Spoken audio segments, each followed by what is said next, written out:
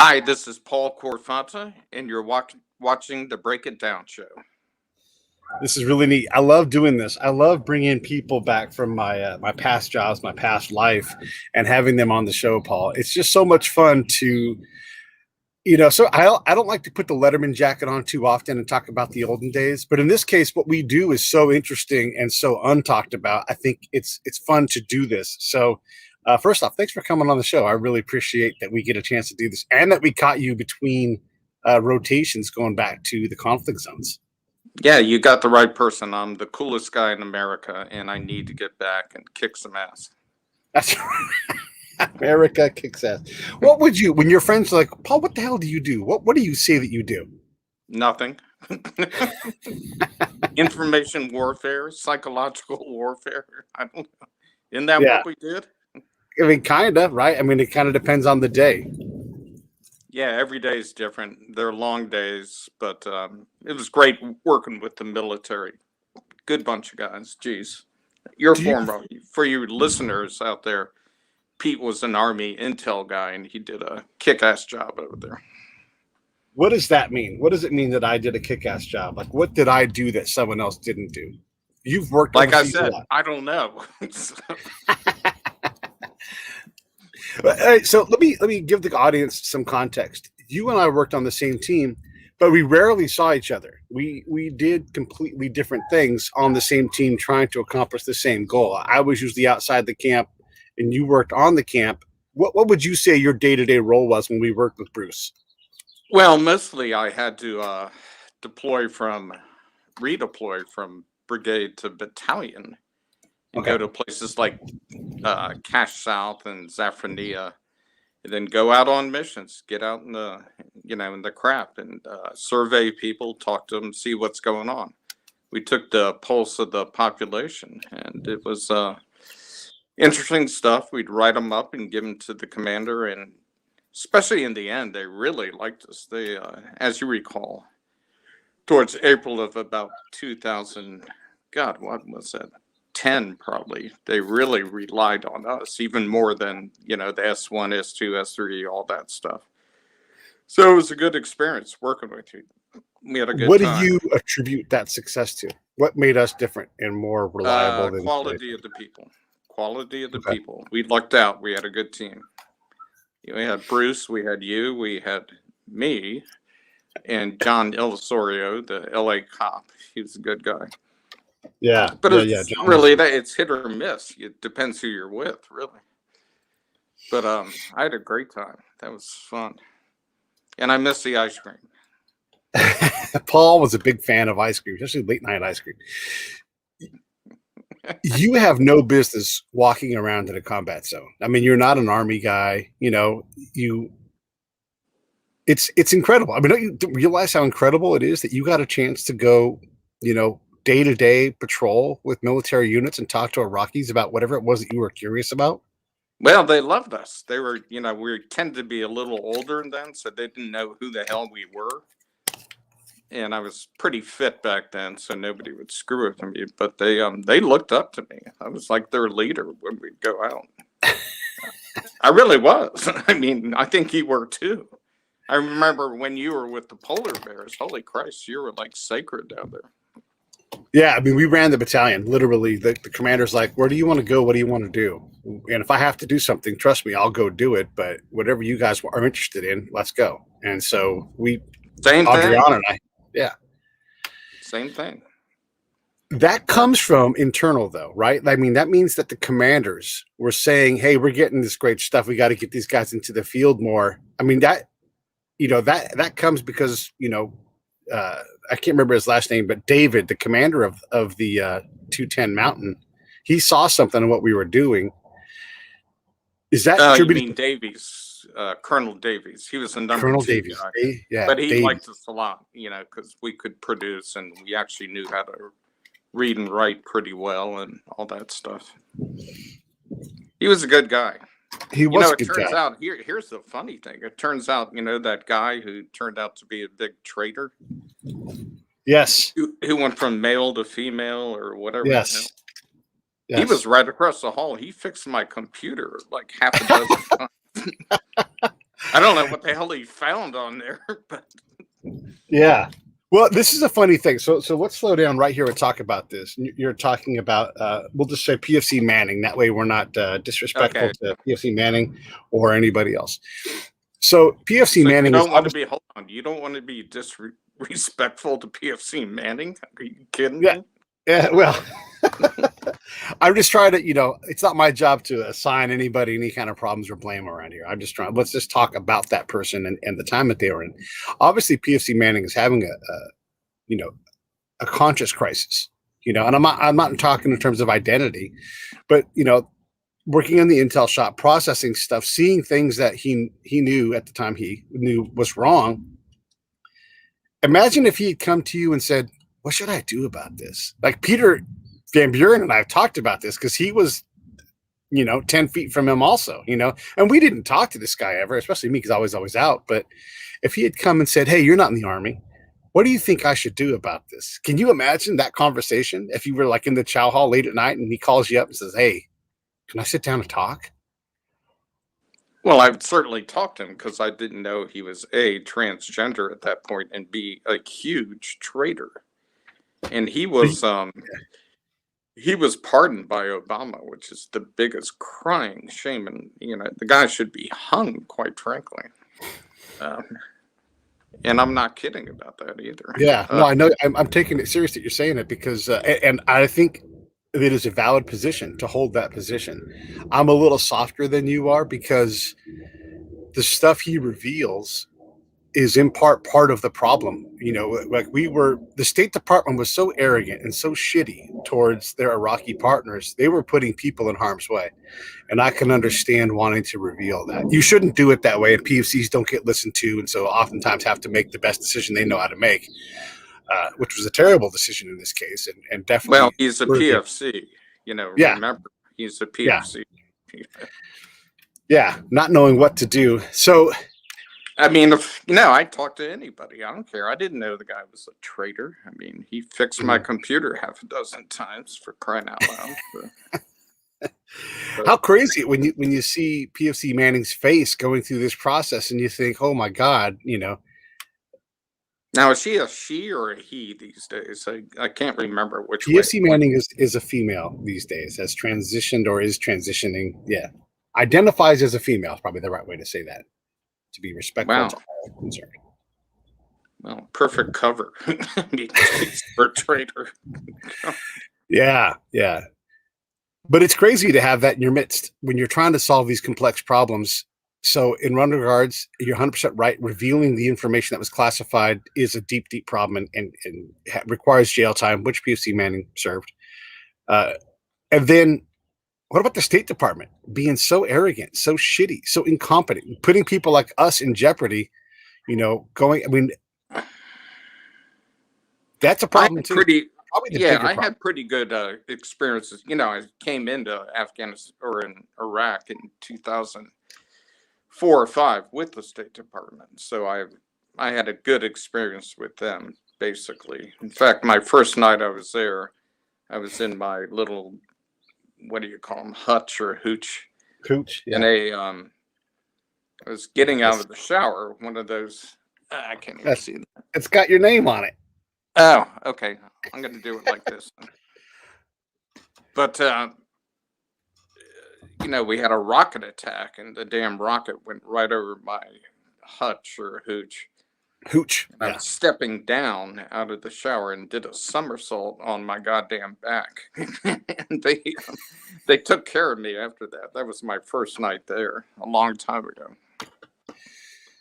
I mean, they're skilled. There's some really good ones. Some so-so ones and some terrible ones. So it's a mixed bag. Yeah, they're the old striped pants crowd from Foggy Bottom, but my experience by and large, they're really incompetent. They're arrogant. They don't know that they're not, like, they think they're the smartest person in the room because they've got the degrees and everything. But when you talk to anybody around there, they're so out of step. They're so removed from the reality that they're in, that they're a destabilizer. I will say this in general, as an entity, as an organization, the State Department in conflict zones is a destabilizer. Yeah, well, arrogance, you hit it on the button there. And there's a huge difference between state and DOD. DOD are a good bunch of guys, and they work hard. State just putter around and go to cocktail parties and don't do diddly squat, quite frankly. Yeah, I don't know what the hell they did over there, really, but I had a good time with them. Like Jim going to Belcher the- kind of nails this whole PFC Manning thing. Jim Belcher, by the way, his dad survived the sinking of the USS Indianapolis.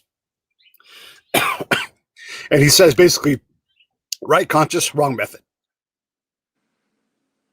Well, that's what they said about us, our program. Right conscious, wrong method. As you know. Yeah, that's true, right? The AAA, the Anthropologists Association of America, didn't approve of what we did, but the reality is I wasn't doing anthropology. You know, I was collecting intel for the commander. And yeah, I was working for the brigade. You know, I didn't do any of this bullshit stuff that, you know, they wanted us to do. It just didn't fit in over there. Well, and their paradigm fits in an academic world where you can spend time defining a research plan and then going through a moral board that checks and are you being moral and everything. But that doesn't apply to what we're doing. Our information changes day to day. You're talking about that ARPA group that I had to deal with. You know, are your methods sound? And, you know, you're not hurting people out there. It's like, what the hell am I going to do? You know? Yeah. I know a little judo, but I'm not going to like kill him or anything. Hiya! Yeah.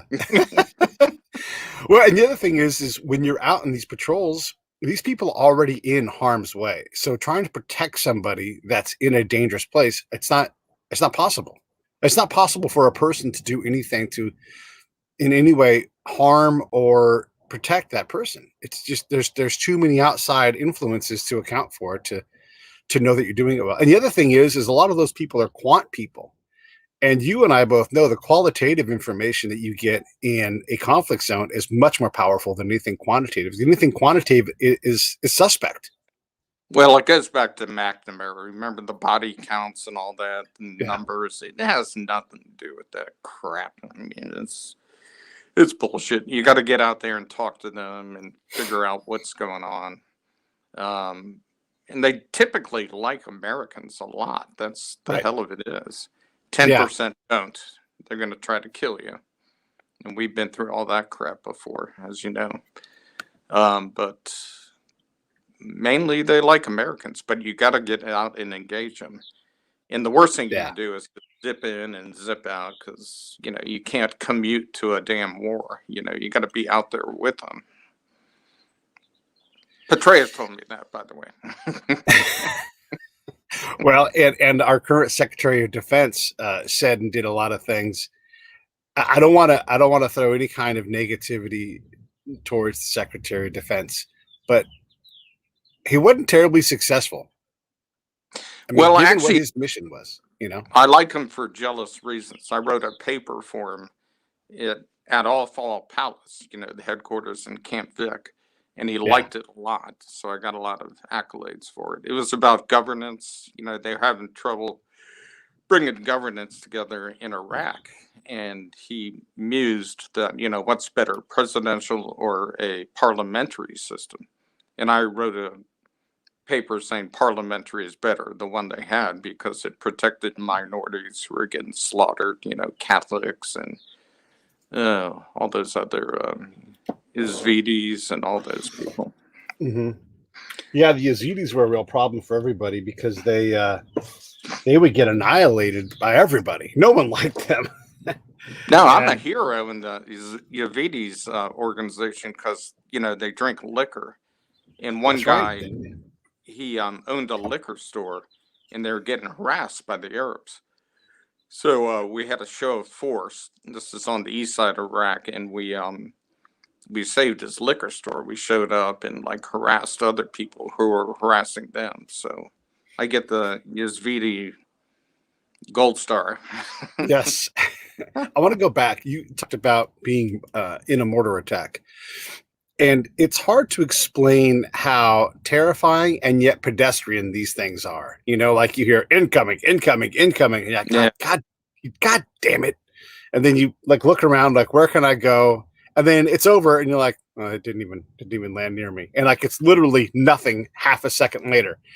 And even if it does happen and you're close to it, a lot of times, same thing. You're like, well, that one didn't hit me, and you move on. It's a crazy world to have to live in like that. It happens fast, and what can you do? Hit the dirt. Yeah. You just hit the damn dirt, and then you move on and you forget about it. You know, although I had some bad ones before I was with you. When I was with USAID, there's some guy who had basically his head blown off. I was on the other side of the T wall, so I was, I was spared, but he had his damn head blown off. Yeah, we were talking. Up his piece of his skull afterwards. It was disgusting. Yeah. How does that impact you today? I mean, I know you're still willing to go back, still trying to find jobs and everything to go back. How does that stuff hit you? Not much. I think it does right after you come back. You're a little on edge. I mean, I remember flying down to Miami and walking around 4 a.m. in a bad section looking for a fight, basically. But it wears off. You hear firecrackers go off, stuff like that, and you jump. I mean, because you heard it all the time and you had to take cover. But it wears off. How long? Go ahead. I was going to say, how long does it? Go ahead. You do it. No, I was going to say others, have some serious problems with it. If they saw their buddy killed or something, they suffer from serious PTSD. But that never happened to me or anything. I have PTSD. I had a lot of exposure to all of that stuff, and what my therapist and I think is that just I sort of blew out my cortisol channels, so my brain just responds. The default response is a combat response, and so I get depressed or whatever it is instead of having a normal response, or I get overly mad at something that I shouldn't be mad about, because I just spent so much time outside of the wire, so much time in danger. So much time working, because we worked a lot. Do you remember how much we worked when 16 hours a day, 7 days a week? That's all I remember. And then when the 82nd was going to transition out, you remember how hard we had to work to get those stupid books up to speed? Yeah. The baseball cards. Yes. Christ. Yeah. And then I was hilarious. Fairly new then. That was a pain in the ass. But we sat there at those desks and redid those cards and redid those cards and redid those cards with no rhyme or reason, just redoing them, and it was like, not good enough, not good enough. And it's like, well, what, we're making shit up now, like it's just falling asleep at our desks. One of the things that's funny, the military spent, I don't know, let's say $1 million on overtime for us to get those books done, right? And then the 210 came in, 10th Mountain, the unit you're talking about. Yeah. And they're like, we don't want those things. Yeah, no. I actually liked the 210 a lot. They were a great group. Yeah. Yeah, no, I enjoyed it, but it's just funny where the 82nd is trying to preserve this legacy and trying to have this, like, this is how, we're going to have the best handoff ever. Didn't happen. The unit had to learn a lot all the way from the beginning again. At least that was my experience. Well, that's what happens. The units come over there and they're there 9 months. They transition out. They rip out and the new unit comes in. They want something totally different. It's just the way it is. It can be done better. I'm not quite sure how to do it, though. And the military guys didn't want to be there. We were there voluntarily, So that was kind of a trick, Do your friends think you're crazy for doing this kind of work, going to conflict zones and going outside and talking to people? Because that's fucking crazy, by the way. Well, they thought I'm crazy since about the age of 13, so you can say that. But yeah, they don't know what the hell goes on over there and why I do it. But I'm supposed to be on my 13th tour right now, but I can't get over there because of this virus thing. I got to go through El Paso, Texas, the CRC thing. I've been through there. Yeah. Jesus Christ. And it's the funny thing is, when you go through there, they'll say, do not go to Mexico. It's dangerous. And you're like, are you kidding me? I'm gonna go to Iraq or Afghanistan or whatever, I know. Sure, Juarez is dangerous. However, I'm gonna be out in Iraq in a week if you do your job right. And guess what? It's hilarious. And Yeah, so I went to Juarez Juarez used anyhow because I like drinking in Mexico and hanging out in clubs and stuff. It's fun. yeah, Juarez used to be real difficult, but it's not that much anymore. And that's why they built that big mall there on the Fort Bliss, where you could go and drink and go to restaurants and things like that. So they kind of took that off the table by building that. And they have a great bowling alley there. It's not as much fun as a Mexican club, I promise. Way better things happen in Mexican bars than anything on a post, Yeah, you can get your throat cut easily, but that's okay. Well, there's better things than that, but yes. So let's talk about mortar attacks again, because EFPs, EIDs, the threat of constant vehicle bombs, actual mortars coming in. And you get your ear tuned, you're like, that's outgoing, that's incoming, yikes, or that's incoming, that's going to be far away. Your ear starts to learn how to triangulate, and you're an athlete, so you understand like the triangulation of things and sounds and stuff just because of your experience. But when do you get used to that? Like, look, again, I think athletes who play hard sports are better at adapting to this stuff because we have a physicality to our environment that we're used to. Like if you and I had to do shoulder rolls, and that kind of thing, we've done those things in practice, right? We have a sense of space and time because we can catch a ball or whatever. But when did you get used to that? And that sounds really retarded, but I think there is a reality to that. So let's talk about that. But also, when do you think you got used to and understood the whole incoming and the threat thing, where it was, I don't want to say less of a concern, but a manageable concern? Yeah, it just takes practice. The first couple times you hear it, you freak out, you hit the dirt, and you're scared as hell. But you get so used to it that it becomes like common day stuff. There was a time when I was with USAID around 2007, 2008. It was happening every 20 minutes. Yeah. You just get used to it. I mean, we were pummeled. I mean, it was just crazy. Just hit the dirt, get up, and go about your work. So it takes time. I mean, that's first time. And you also know when it's dangerous to you, like, oh, that's not going to hit anywhere near here. We're on a giant camp. Yes, of course they alert everybody, but they never mortar over here, so I'm going to disregard. Mine tended to be smaller camps. So when you heard the incoming, you knew that something was coming, man.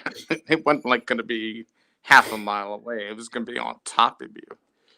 It just takes time, and just do the simple things. Hit the dirt. Stay away from windows, all that crap. But you're still, they still killed a lot of people. It's just sad. And not to make light of it. It is, it's a serious threat, but it's the weirdest serious threat ever because you can have, and I know you'll agree with this, you can have mortar attacks every day, and you're supposed to run out to the bunker, but by the time you get out to the bunker, in a lot of cases, you expose yourself. Yeah, well, and the attack's over. You're like, well, I'm just going to sit here in the chow hall, or I'm going to sit here in my office. I'm not going to go to the bunker. The attack's over. They dropped 5 mortars or whatever it is. It didn't happen here. I'm going to keep working. If you went to the bunker every time and waited for the all clear every time, we would never get anything done. Well, not only that, but you're exposing yourself. If you're running out in the open, you're going to get nailed. The best thing to do is just hit the dirt. Yeah. And the other thing is, what else can you do? Yeah. Christ. And it's on some camps where it's dangerous, you wear body armor all the time. But on most camps, you're not going to wear body armor all the time. So you'd have to stop, put on your kit, run outside, because that's technically what you're supposed to do, and then get to the closest bunker. Yeah. That ain't going to happen. Yeah. Nope. And again, the attack's over. And then you sit in that bunker for an hour and a half while they get the all clear. And we all know it's already all clear. It's just, hasn't been sounded officially yet. Yeah. In half the time, it never comes at all. So it's, a waste of time. But I'm glad you said that. It does come. Those were funny days. I tell you, I don't miss them, but I'm going back, hook or crook. One of the questions I get is, how do you deal with the danger, when you're going to go? Because you've patrolled as much as any civilian ever has ever, right? So Yeah. when you go to put your foot into that combat space where anything can happen, to include shape charges, EFPs, IEDs, Yeah. grenades thrown at you, all those things that happen to us, how do you deal with the danger?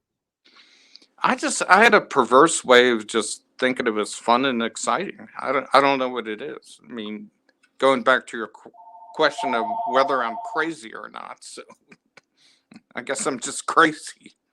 I just liked it. I don't know what to say. I mean, did you like it or? Yeah, I mean, it was fascinating. I got to have these incredible conversations. I got to find out things for the commander that literally no one else in that patrol had the ability to find out. It was in that tour where a farmer said to me, you know, you guys have spent $1 trillion there. This is before we were even talking realistically that we spent $1 trillion, but we all knew he was right. And we don't have a high tension power grid to provide power. I get maybe power from my neighbors. I can light my dirt in my backyard on fire. There's so much oil in it. And yet I don't have Yeah. electricity in my house. And then he said this, how long would your government run without electricity? And we know the answer to that. It's like 8 seconds.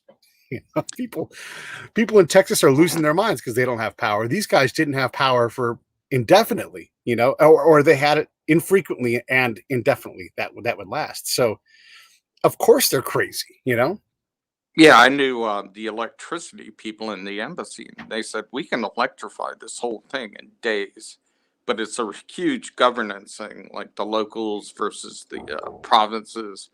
They wouldn't let them do it. Give me $1 million and I'll let you do it. We're going to give somebody $1 million to electrify the place. It's just a huge political power grab over there. They said, "Oh, we can do this in like a couple of days," but it never never happened. God. Is that a mistake? Do you just pay that cost? I mean, you think of what we spent anyhow, and they still don't have that set up. Is that what you do? No, but whatever happened, it didn't happen. It got better, no question about it. I remember we did that Baghdad survey. Remember that? Mm-hmm. And things improved through the years, but they weren't, perfect or that good. But they at least improved. So we did some good over there, for crying out loud. Cost way too And much. yet, everywhere I went, though, the Iraqis would tell me, as soon as you guys leave, there's going to be a civil war. Yeah, well, that almost happened. And one thing that President Biden was not asked about. Remember, he wanted to partition Iraq into 3 separate states. Remember that Yes. whole thing?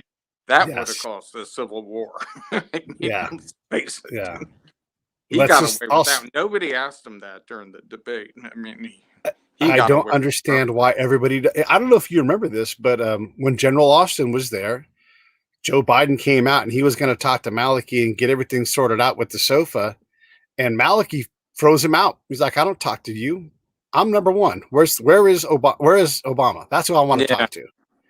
And That's a and funny thing. Biden had his dick in his hand and couldn't get anything done because he's just not good at foreign policy. That's just the bottom line. You don't got to like the guy or hate the guy to know that he's just not good at foreign policy. Well, he's just a dumb guy. I mean, he seems like a nice guy, good Sure. enough guy, but he's Yeah. just stupid. But I used to going out on our patrols. I would talk to the council leaders and the mayors and all that. They would say, "When can you get me a meeting with the president?" I'm like, is that my job? Yeah. I'm sure you got stuff like that. I mean, Christ. We I got a don't know. lot of this. So the mayor, the Comicom, who by the way got assassinated after we left, and this was a genuinely good dude as far as we knew, right? I mean, no one had any intel saying he was a bad guy. Everybody kind of liked him in their villages and stuff, but he still got himself killed. He said, "Quit giving out greenhouses. It's destroying my day because I got people coming and politicking for him, people complaining about them, and people coming and asking for more of them. These 3 facets." And that takes up so much of my time. I can't plan my day because I have too many people. You're causing too many people to come to my office for things that I don't even have control of. Stop giving them out, or give them to me and I will give them to the right people. Because by the way, you're not giving them to the right people. That and just, I think we're just giving away too much stuff. I mean, they just, Yeah. they wanted anything they could get their hands on, especially money, as you know. Yeah. I felt like I was a walking ATM over there. There was a lot of money.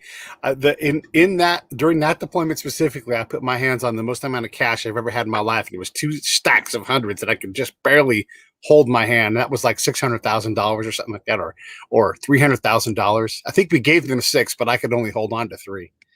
Jesus, when I was with State, I walked around with sacks of money right before the parliamentary election 2005.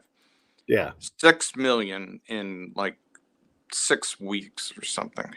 I'd meet people up at the Al Rashid with some other staff members and just literally hand them cash.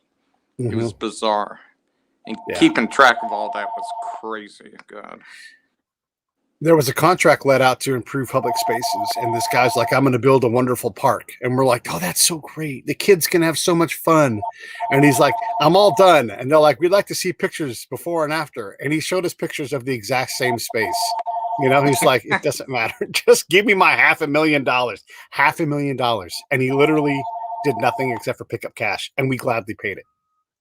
Well, the worst thing is, and this is on the Army, believe it or not State Department, but they go into an area and build a school.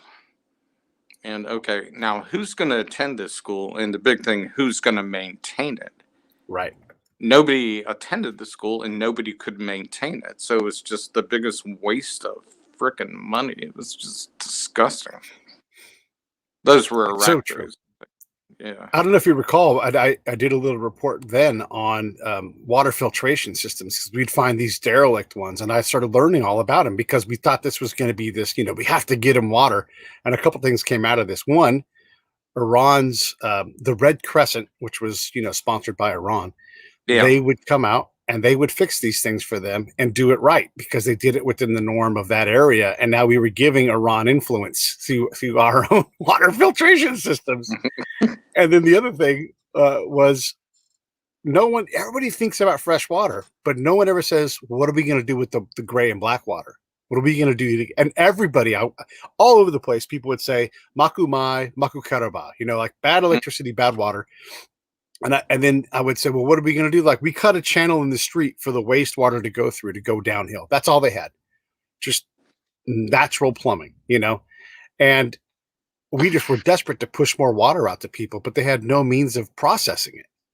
Well, the other thing about those water plants, there are a lot of dead bodies in there. People would kill people. Shias would Sunnis kill Shia, and they dumped the bodies in there. And they found bodies in there daily. It became like an American shrine. Like, here's what happens when you deal with the Americans. You get dumped in one of these things. 100% true. 100% true. Yeah. Crazy shit. It is crazy. It is. And it's also shows you how hard this stuff is. Like, we want to give you water. We want to give you money to start your business. We want to do all these things. But if you don't have Pete and Paul running around going, hey, slow down, don't do that. Work slower. Find the right thing. Talk to your governor. I mean, look, I learned this after I left working with you guys. No one ever asked the mayor what your plan is. Like a no shit plan, like phased out, prioritized. What do you need from us? How do we give you less? We never did that. We just came in with all the answers and all the money without ever asking a single fucking question. There was no planning, and the big thing is, you build something, you got to have O&M. You got to know how to maintain it. You just can't build it and run away and redeploy or whatever. You got to know how to maintain these things.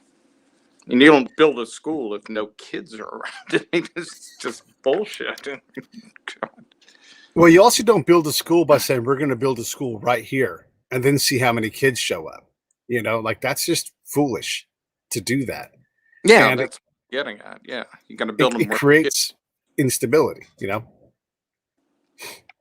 I've been to good schools over there, no doubt. Like in right around Zafrania and all that, they were really good schools, and they took care of themselves. And the principals were smart, and they knew how to take care of the property.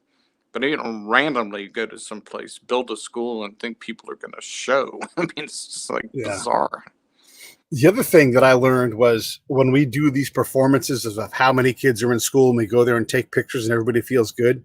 If you go there the next day and find the same thing, you might have that actual win. But if I was to go back to that school the next day, I bet it'd be a different story because it wouldn't be a performance. It would just be me and a small patrol show up unannounced, and they'd be like, there's no kids here today. It's Abe Lincoln Day, or whatever. Well, that's it.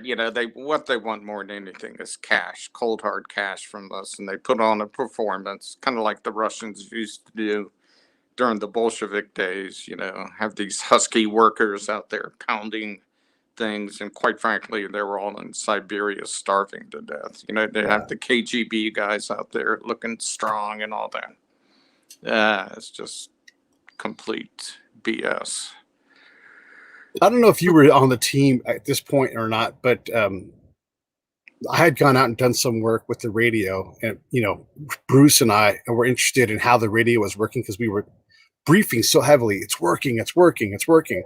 Oh, you guys are up on the roof all the time. I remember that. Well, and walking around town, like, can I find the channel? And I couldn't. And so Bruce and I went out to another place. We asked, there's no radio station here. Like the actual node where the radio station was supposed to be, was an empty room. And they're like, yeah, some guy took that a long time ago. You guys don't know that? And these are the Iraqis telling us this. And so we started gathering information everywhere, right? And every briefing, when they brief this stuff, they would brief all this capacity. Here's where the radio are located. They each have a 3K radius of broadcasting, and that means it's 24 hours. And we've got Islamic centric programming during the proper times of the day. And so you think that, okay, this is a measure of effect, right? And you think, oh, that's working. And then Bruce raises his little tiny hand and says, "Sir, that's not true." And then Colonel McGuire looks at Bruce, then looks at that guy who's briefing the radio stuff and goes, okay. And he's like, there's actually no radio there at all. Not even physically present. It's gone. And so is the one in this area. So is one. And then the colonel just turns red and just takes his massive hands and rubs his head a couple of times and looks at that electronics warfare, PSYOP guy, and just looks down. And you can see him trying to decompress. And then looks at that guy and looks down.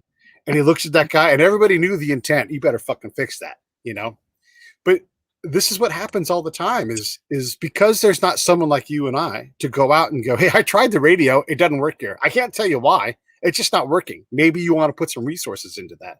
And was McGuire the redheaded guy, West Point guy?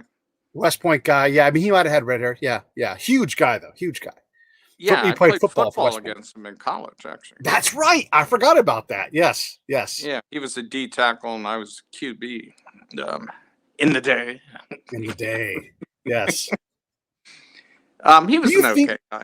Yeah, he was good. Yeah, he's still a good guy. He was doing things the right way, and I remember I was very deferential to him because I didn't know how to speak Commander yet, and we were out at one of the really distant JSSs, and he's like, "Pete, someone sit next to me."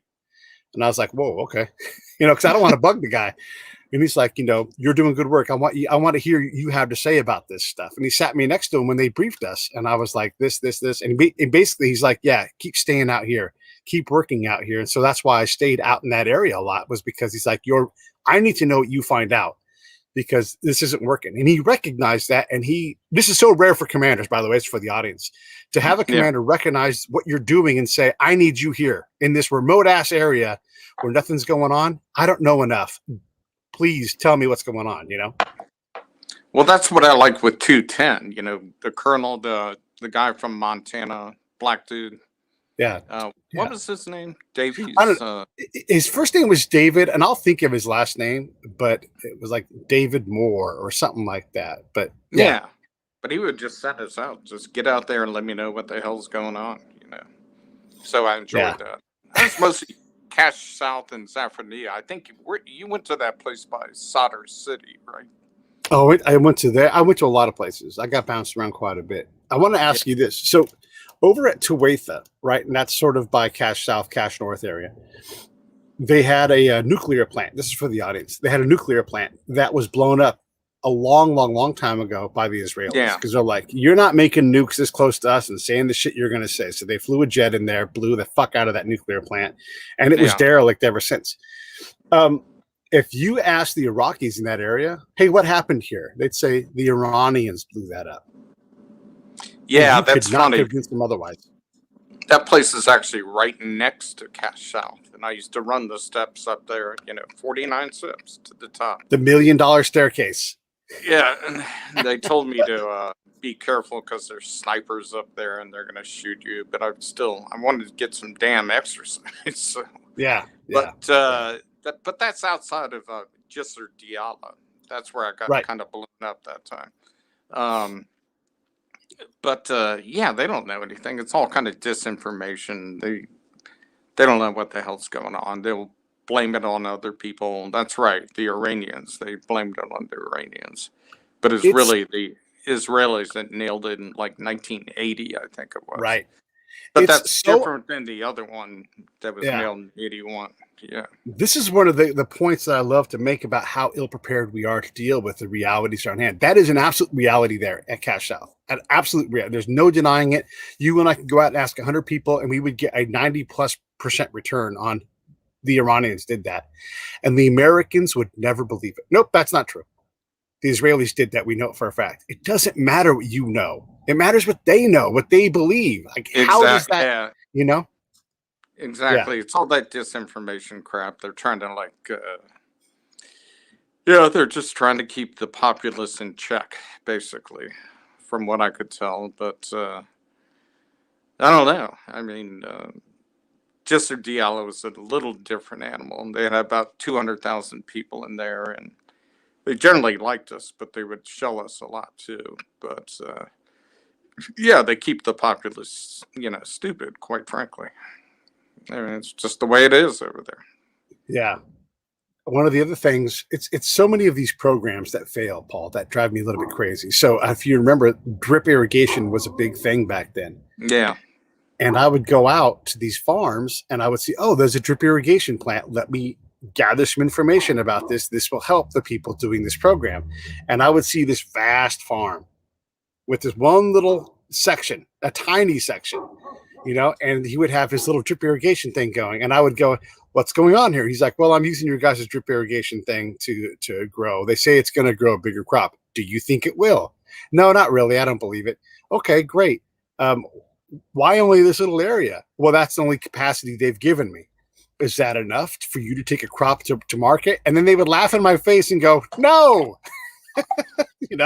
I'm going to have to do these other things to actually bring a crop in. So, but meanwhile, whoever it is, USAID, US Ag is like, we've got 150 drip irrigation systems out there and the farmers love it. And then you go there the next day and they're like, yeah, whatever. I'm doing this for you guys.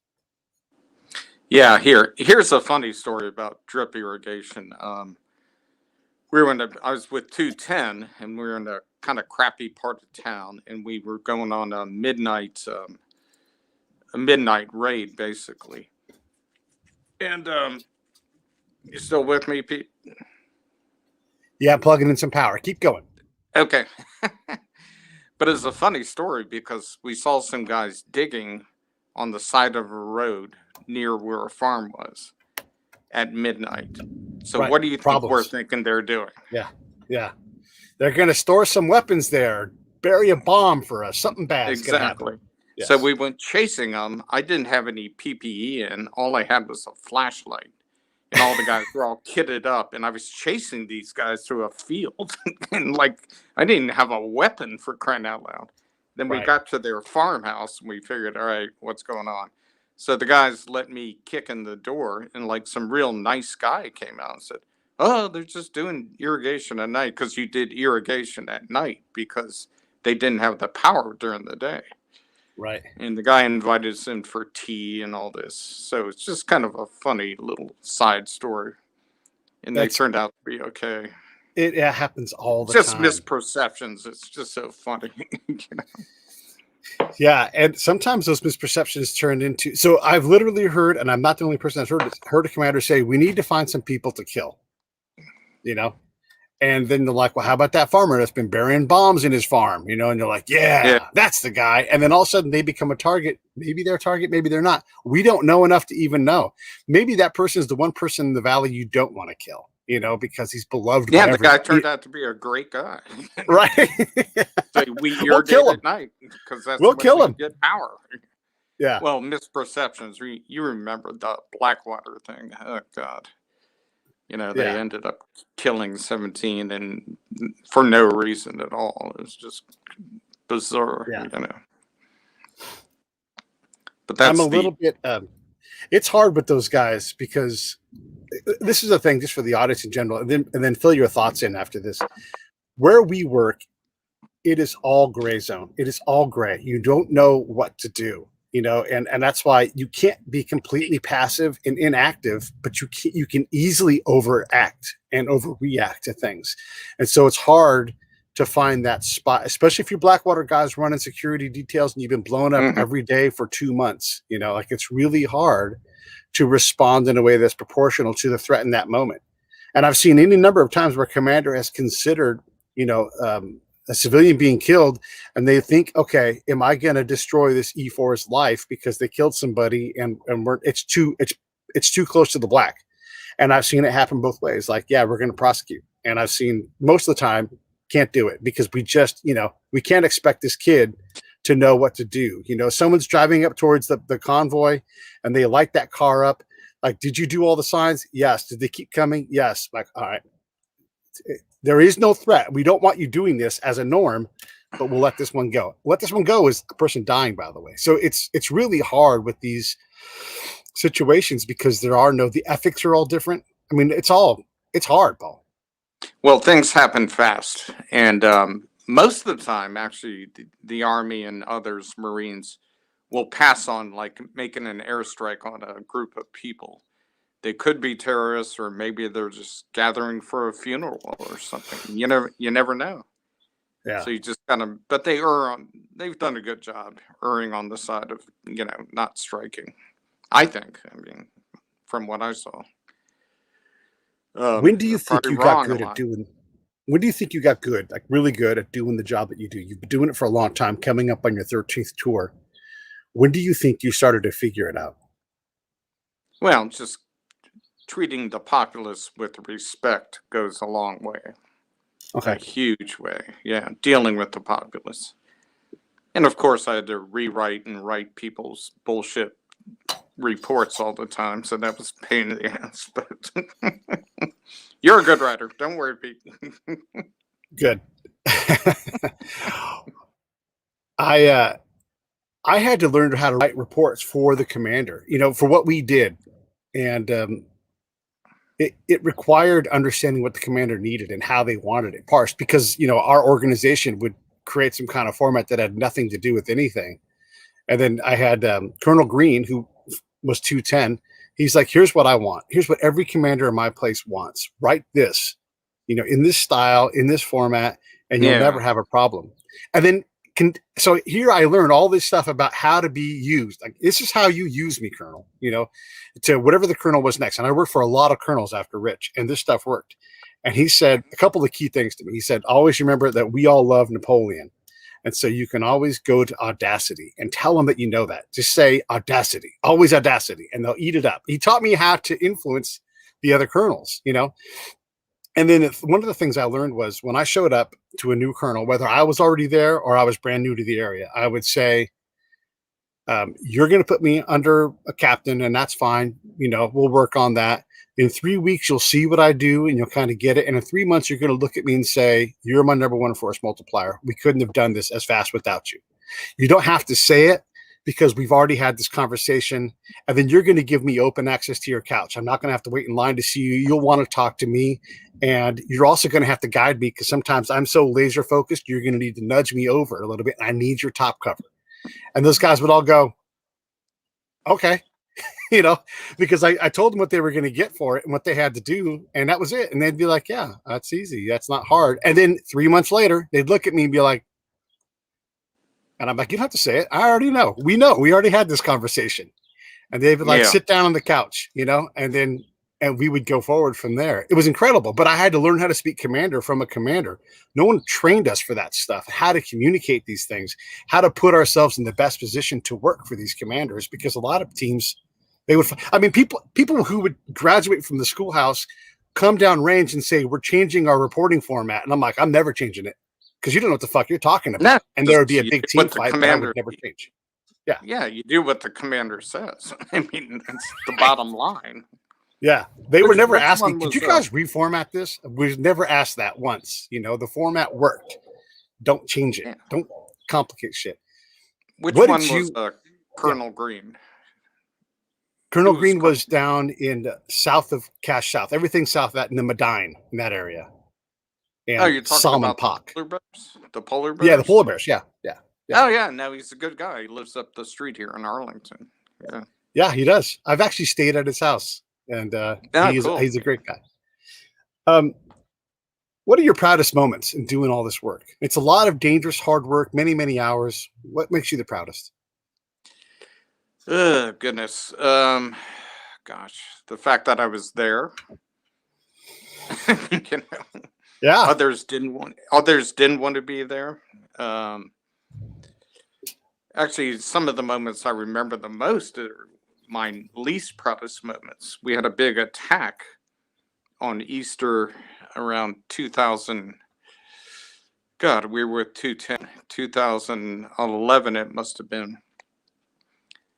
And I could tell something was going to go on. You know, the bad guys had been doing nothing for a while, and they loved to do things like attack on Easter and things like that. And I didn't make any noise about it. I knew something was going to happen. I felt it in my bones, and I didn't say anything. And sure enough, they attacked big time all across our AOR. It still sits in me, you know. Just still think about it, man. Good thing is we didn't lose any people, but we could have like decimated them if they had known. But I knew something was going to happen, and I didn't do anything about it. It's not just gut, though. It's something else in that data that makes you have that gut sense. I didn't really have any empirical data. That's a funny thing. But I knew, because they had done that in Iraq before.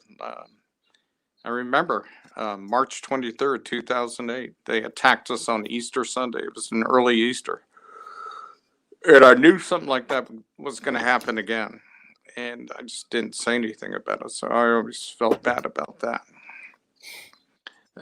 Proudest moments, you know, I don't know, just sticking it out and helping others come along, and just doing what they told me to do. Keeping my nose clean. That's a big problem with civilians over there. A lot of them just get in trouble for stupid things, as you know. I don't know. Christ. Keeping my nose clean can be a proud moment, because there's a lot of distraction and temptations and desires that are not in balance with reality. Well, we couldn't drink. We couldn't have girls and stuff like that. So that's a big part of my life, by the way. I like drinking and girls. Yeah. What's wrong with that? We couldn't do that over there. So maybe that's good for me. Maybe subliminally. That's why I'm trying to get back there. Do any conversations with the locals stand out, like where you're like, that I have to always remember this? Like, what kind of nuggets did you pick up where you're like, this is one of the greatest moments of all of my gathering of information? Just the only things I remember is one guy with steel hands just telling me, listen, I know you Americans, 90% of us love you, 10% of us hate you. So this is what you should do. Just simple stuff like that. They were always concerned about healthcare too, because there really wasn't any healthcare over there. Right. So that stood out a lot. So we tried to focus as much as we could on stuff like that. And Iran was glad to help with healthcare too. Yeah, the Iraqis are an advanced people, but their governance was so screwed up, and a lot of people left to go to Britain, U.S., and Sweden. You know, Sweden was the big honeypot for these guys. Sweden had open borders, so all the smart doctors and everything took off and went to Sweden. God. I want to ask you one more hard question.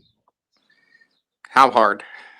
Pretty hard. I know for a fact that we weren't prepared when we showed up. Every unit came with the same set of shortfalls. They had trained fantastically for combat, but they were never trained for the thing they were going to do there. Whether they were artillerymen, who I worked for, infantry, they just had not spent enough time on the things that they had to do. Not their fault. It's the general. It's people like General Austin who didn't get the job done and getting people prepared to be there. If they had been more prepared, 50% more prepared, whatever it is, just the ability to focus earlier on the things that they had to do, because they maybe had 3 months of productivity, and which is not productive in a year. It's just not enough. Could we have done a better job in Iraq? Was Iraq possible to get way more right? Like if we could have just been more prepared. Well, the question is, should we have been in Iraq in the first place, I guess? Should we have been in Iraq in the first place? 91, they handled it well. George H.W. and Jim Baker. We kicked their asses and we got the hell out. Yeah. But Saddam Hussein was still there. But setting up all these damn bases everywhere. And you know how many bases we had? Over 100 for a while. Yeah. All over the place. I don't know how else you can prepare. They put you through the training before you come, and at first nobody knew what the hell they were doing. Nobody knew where Iraq was. For one or thing. Sunni and Shia. We didn't know that stuff. Yeah, they didn't know all that crap. So yeah, training. I mean, what else can you do? And why were we there in the first place? But I enjoyed being there. Nobody ever gave anybody a professional level class on how to deal with an interpreter. There was no institutional doctrine on that. There's a good place to start. If you're going to use one all the time, you should damn well be really fucking good at using one. But we weren't. Yeah. My big problem is I didn't know I was going to be there for all these tours. Had I known that, I would have learned the damn language. I learned it a little. Obviously you did too. But I would have made sure I knew it, because communication is everything, as you know. And I had interpreters, and they were good, pretty good. But, they were working both sides. You know it. I know it. But I would have learned the language. That's a big negative. We didn't have any. We didn't have any Arabic speakers over there. My God. Yeah. Americans. Yeah. I mean, we had some good interpreters. I actually absorbed the commander's interpreter from when 210 pulled out of Salman Pak and all those areas. I picked up their interpreter. He's an American guy. He wasn't a citizen, but he'd been in Florida for 30 plus years, and we ran that place because I knew how to work it. This is the point I got to. I got to the point where the members of parliament, I could invite them on the camp and get the camp to go, yeah, whatever you want, Pete, and treat those guys like the VIPs they were. Give them ice cream, let them have anything they want in the chow hall, and they ate that shit up. And I took those lessons to Afghanistan and did even better, because I realized that we always went and ate their chow. We never hosted them on our side. And I would never let anybody inspect one of my people coming in. Like, this person's a VIP. You wave at him, you say, Saidi, and then you get the hell out of the way. And the Army trusted me enough to let me do that. And I got to meet people that no one else got to meet, because I knew how to show them respect. I knew how to treat them properly, Well, that's everything. It's personal relationships. You show them respect, and that's a huge thing over there. You can get away with it here in the U.S., but over there, man, you got to show them respect, make them know they're important people. Yeah. And it's a two-way thing, Or don't respect them and see what happens. Yeah, you'll get a bullet in the back of your head. Yeah. Or your partner will get killed or whatever. Yeah. The green on blue thing, that was getting out of control for a while, because they treat these people like shit. That's what happens.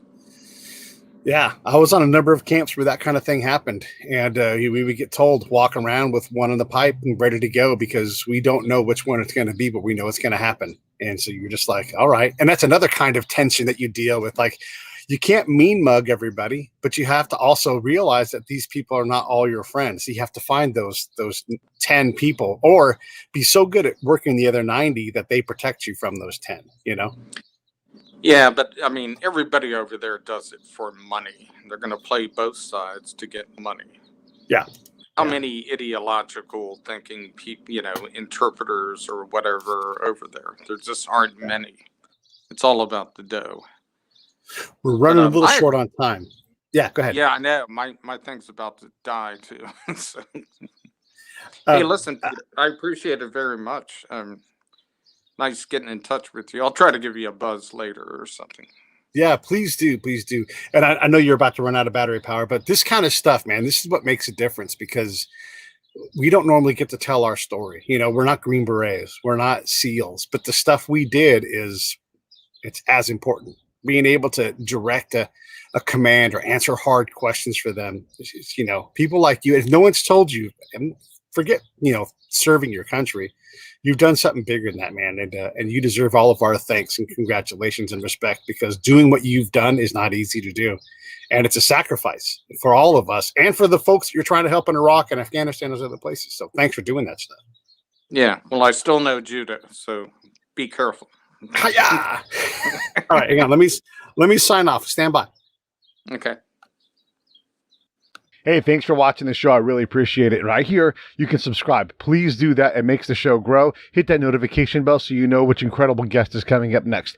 Down below is the PayPal link. You can put a small subscription in. That is an enormous help. All that money goes right back into the show. And then right up over here are the next episodes you should listen to, curated by yours truly. Thank you so much for watching the Break It Down Show.